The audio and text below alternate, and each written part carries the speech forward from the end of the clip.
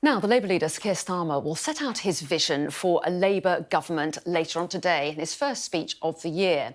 He's expected to say that Labour is no longer the party of big spending, vowing that he would not get its big government chequebook out again. Well, this comes a day after Rishi Sunak made his own speech about priorities for the year ahead. So let's hear a little bit more about all of this. The Shadow Chancellor Rachel Reeves is with me now. So, Rachel Reeves, we're told that today's speech from Sir Keir Starmer will be all about what he stands for. So what does Keir Starmer stand for? Good morning, Anna. It's great to be on your programme this morning. Keir's speech today will be setting out some of the vision for a Labour leadership and a Labour government, and particularly focusing on the fact that our country seems to lurch from crisis to crisis with sticking plaster policies to paper over the cracks, rather than addressing some of the long-term challenges that we face as a country. And that is what Keir is determined to do as our next Prime Minister, to actually get a grip of some of the long-term underlying problems with our health service, with our economy, with our energy supply, and so much more, to put us on a firmer footing, to make us more resilient and more secure as a society and as an economy, to face into the big challenges. And Keir and myself are under no illusion about the scale of the challenges that we will inherit. So a big set of challenges, but we are ambitious for the country. We see so much potential, and we want to unleash that to really secure better public services and also improvements in living standards that, frankly, people haven't seen for a decade or more. Well, the government, Rishi Sunak, would no doubt say that they're also tackling those long-term challenges. And just yesterday we heard from the Prime Minister, didn't we? He says he's putting forward some concrete promises on that front, those 5 pledges on debt, jobs, waiting lists and small boats. The things that he says are people's main priorities. Are those Labour's priorities too?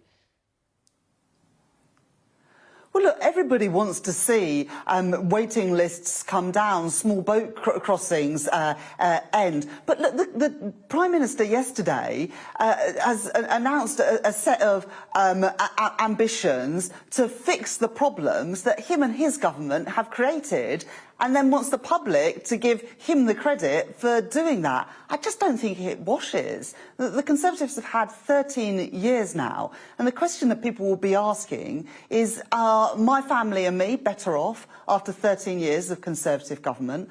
Are our public services, our schools and our hospitals better run and in better condition than they were 13 years ago? And frankly, is anything in our country working better than it was when the Conservatives came to power? And I think the answer to those questions is no. And that's why people are turning away from the Conservatives and looking again at Labour. And for the first time in quite a long time, I think Labour can look to the country knowing that we have the answers, the fully costed and funded policies to address some of the long-term big challenges that we face as a country, and give people some hope back and some belief back that things can be better than the mess that we've been in these last few years. OK, you want to give people hope back. The last time we heard from Keir Starmer was a speech with Gordon Brown on devolution, which may be important, but it may not necessarily be something you put on a pledge card. It may not be something that may give people hope. So are we going to get new policies today? Well, look, when I'm in my constituency in Leeds, and I'll be there this evening, when I travel around the country, people have huge ambition and pride in their communities, and they want a government that matches that ambition and that pride, but also empowers local people and community to take decisions on their behalf, rather than always having to come cap in hand to the government to ask them for money and for support and resources to power their communities. We want to give power to local people and local communities to make decisions on their own behalf, to realise the potential of their communities. And that's why the plans that Keir put forward at the end of last year to devolve more power, to give away more power to regions and nations and communities across Britain, it is so exciting, because for the first time in a long time, local people will be able to make decisions on their behalf rather than having to to ask government to be able to do things, whether it's on buses or trains or transport or energy or housing, actually make those decisions for themselves. OK, so we're going to hear more about devolution, is what you're saying. What about new policies? Will we get anything new from Keir Starmer today? Well, look, you hear the speech and Keir will set that out. But the key theme in the speech today is that we need to tackle the long-term challenges that our country faces. Because while every country in the world has been exposed to shocks from COVID to Russia's invasion of Ukraine, we in Britain have been uniquely exposed. We ran down our health service, we ran down our PPE supplies, and so we were ill-prepared for the COVID pandemic. We got rid of our gas storage, we banned onshore wind, and we stopped our home insulation programme, which meant that we were exposed to increases in gas and electricity prices. We can't keep lurching from crisis to crisis. We need Labour's Green Prosperity Plan to ensure that we have energy security and independence while keeping prices low. We need to reform our health service, but also resource it properly with one of the biggest expansions of the workforce in history, funded by getting rid of the non-dom tax status, so that we can afford more doctors and nurses and midwives and health visitors. Those are just some of the policies that Labour will be setting out in more detail over the next year that can make us stronger as an economy, stronger as a society, more resilient to the shocks that face not just Britain but around the world, but for which Britain has been particularly exposed to because of the neglect from the Conservatives. So you want to boost the number of doctors. You say you're going to fund that from banning non-dom status. But what about day-to-day spending on the NHS? Keir Starmer, we're told, will say that his pledges shouldn't be taken as code for getting the chequebook out.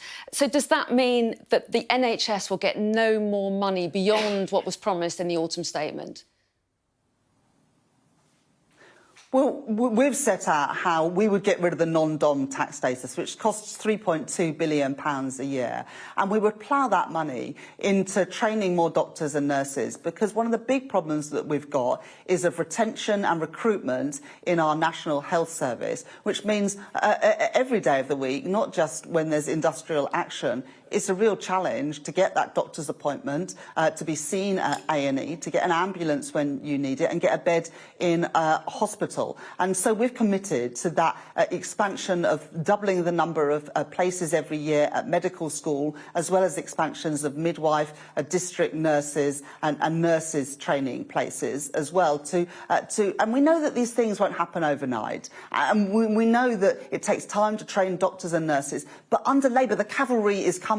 We will invest in the workforce, in the NHS. We also know that more is needed this winter, and if we were in power today, we would be doing more to ensure that people could be discharged from hospital, because our social care system would be working better. We would be reforming doctors' pensions so that doctors aren't taking early retirement because it just doesn't stack up financially for them to continue at work. We would introduce fair pay agreements for our social care sector to help recruitment and retention there, and we would launch a jabs army to get people to be administering, as we had during the COVID pandemic, the jabs for COVID and flu, to help people ensure that they're properly protected through these winter months, because we know more and more beds are being taken up in our hospitals because of people with flu and COVID. So we need to make sure that that vaccination programme for both flu and COVID are being properly rolled out. But look, it's really important that every policy that Labour puts forward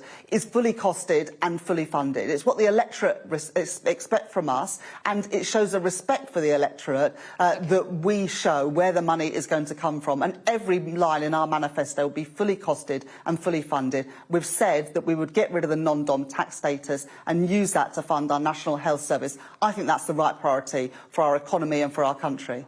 OK, Rachel Reeves, we appreciate your time this morning. Thanks so much.